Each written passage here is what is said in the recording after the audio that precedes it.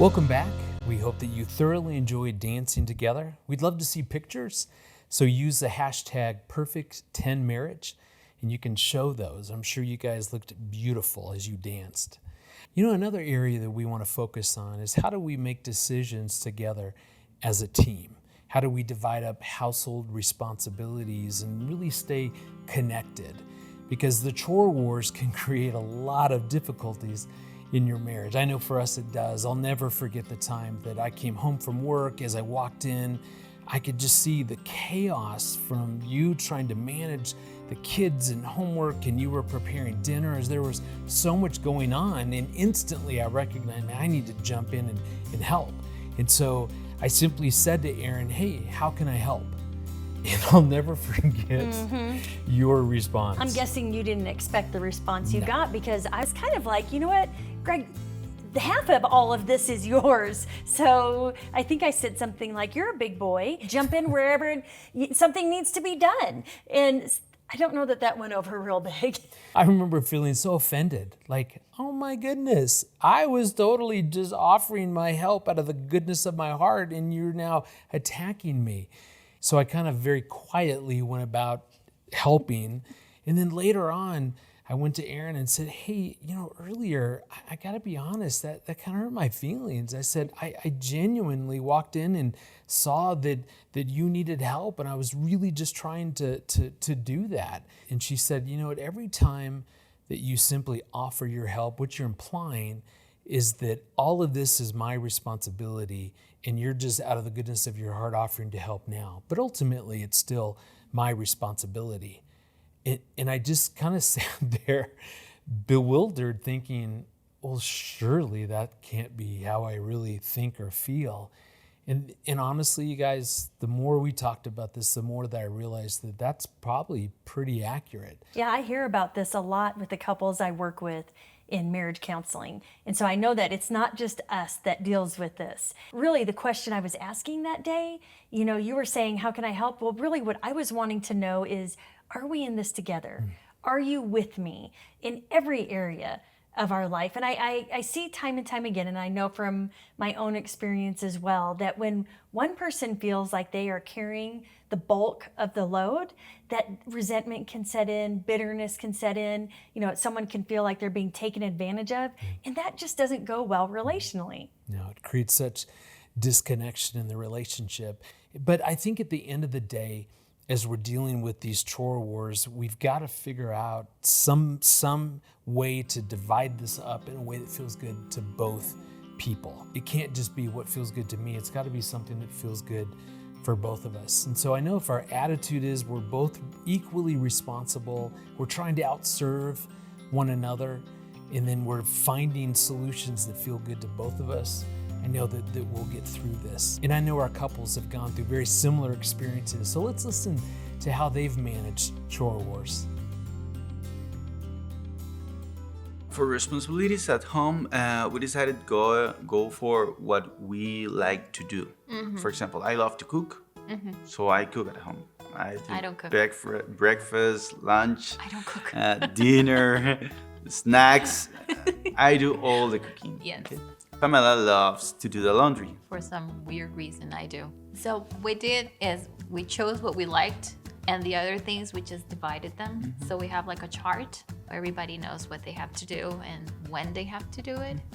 It's not always, you know, done so strictly like it's supposed to, but that's how we decided. First we chose what we liked, and then the other things that none of us liked, well, we divided them. Everybody who knows me knows that I'm really bad at cooking. I'm not a kitchen person. Yeah. I do cleaning, I do anything. I don't like cooking. I don't like being in the kitchen. So Chris, one of the things that really marked my life journey, that I do my cooking and I make my food for the family every day. This is something really, I don't like it. But he sometimes texts me while he was in the living room. So he texts me and he tells me, the house smells amazing. The food you're making with love. So it's not anything special, but this affected me very, very positive. So I was very keen since the beginning. I think I got this message 4 or 5 years after marriage or something like. That- it left a very good impact on me. So I'm so keen about making food. But that's only when I'm in a good mood. Sometimes. Otherwise, no. I've divided my responsibilities by listening to her. I guess that's the right thing to do. It's the safest thing to do. Just listen to your wife. That everything else will fall into place. No, but honestly, I'm the fun parent, if there's ever such a thing. Yeah. And she's the parent. You know, she's the chore parent. She's Make sure everyone is in bed, routine. you know, Yeah. and just chill, man. I know that one sure way to invoke the wrath of my wife, my beautiful wife, would be to either sit back and do nothing, like around like a crucial time, like say dinner and bedtime, or to disappear into the office without having a just cause, like say some emergency had happened, but just be gone, and then she's left to it. That would be absolutely that's dynamite in our family, you know, throwing dynamite into the arena. I think we've got better. Well, I think I've got better at things. Like I used to wait to be told. So you know, can you do this, or you know, can you bath the kids, or you know, now we just sort of we're a bit more familiar. I'm not perfect at it, but we are a lot more aware, I think, of just okay, this is the time of day where X, Y, and Z needs to be done. Yeah, someone's got to do it. We'll do it. Yeah. I think it came by nature. I mean, we did not decide from the very beginning that you are going to do X, Y, Z, I'm going to do ABC. Yeah, we wasn't that kind of organized couple that we agreed on certain terms or stuff like that. It goes like a household is wife's thing and work is both of us think. Actually, Chris started to step in house things only for emergency. And this one of the things that was very pleasing, and recently it happened. But this is good. Yeah, but it happens. يعني, when it comes like this, even especially for a working wife, it really helps. I think in the Eastern culture, we don't have this commonly, that the man helps in the house. But when he do, it really reflects on her spirit, I think. Because I work a bit later, and when he's working from home, when I come home, he knows I'm hungry. He will always prepare some food for me. So it's these little things like these fill our banks, yeah. Because our banks will get drained with all the busyness and all that. One of the things my dad was amazing at, and this is why Brendan got himself in trouble, was that many times. He used to walk in the front door from work. He'd get home and he'd be tired, but the first thing he would say to my mum is, "What can I do to help?" And I just assumed that's what would happen in marriage, but that's, as I found out, 90% of the time, most men don't do that. So, just to ask what you can do. When we moved into our own place, I automatically thought, Usbu's just gonna, it's half, you know, he's gonna come through. And he's grew up with a helper all of his life. Like, they've always had a helper. And I've never, ever had a maid. Like, we did everything at home. I think in this season of our marriage, we've realized that, you know, we are the maids. I'm joking. That's just me. No, we honestly, I apologize. We've honestly realized that we help each other. We need to help each other. There's no person that's gonna wake up and have the whole house cleaned by the time we wake up. You know, we need to wake up and actually sweep the house. We need to clean the house. Please remember, when you're taking off your stuff, hang them. If they're dirty, here's the washing baskets. Not on the side, not next to, but inside, you know, because there's no helper to do that. But even then, I've had to give him grace in certain areas. On a bad day, I don't have as much grace as I do on a good day. But yeah, we've learned to now share because we're in our own place and we can understand each other and the background and the families that we come from. So it's helped. So I used to remind Chris that you have to do this. And when he even asked me, this is something bad about me. And when he even asked me to do it, his part, I started to say no. And this was a big success to me. I started to say no, right? Yes. I think there is something that it should be mentioned for all the newly men up.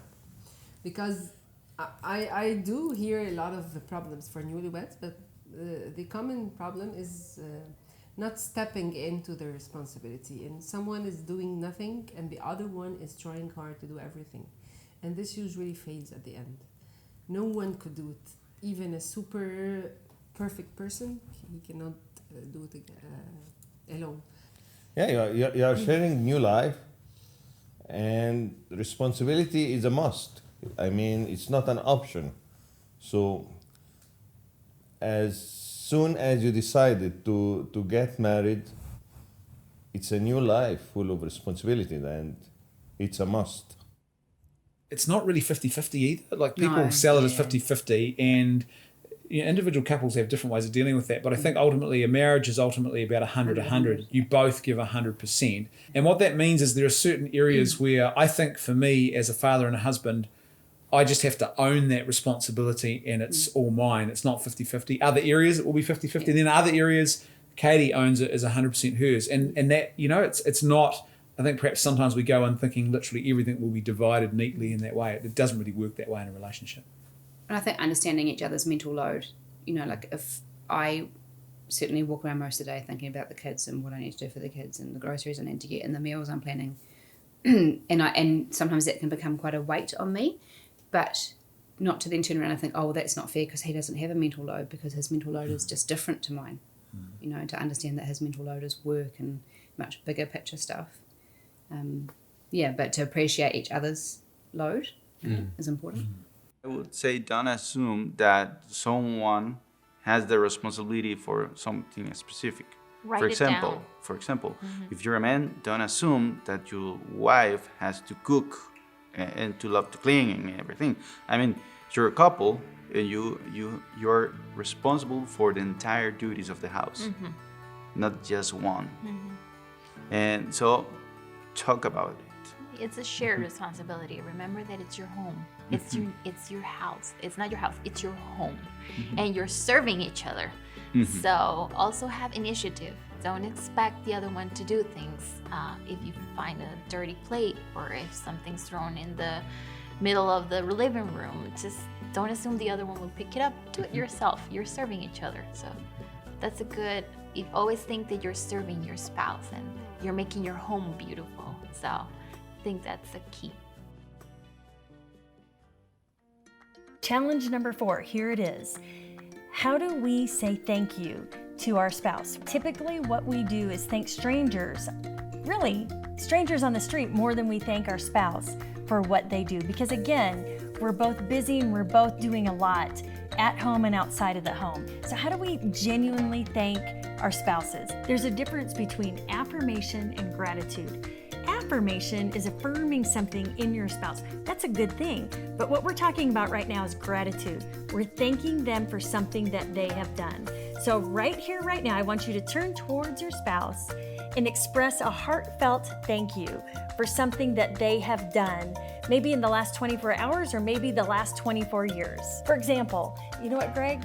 You get up every single morning and you exercise, you empty the dishwasher, and then you go to work. And I don't know the last time I actually thanked you for taking care of yourself, for taking care of the dishes, as well as going to work and working hard for our family. So thank you.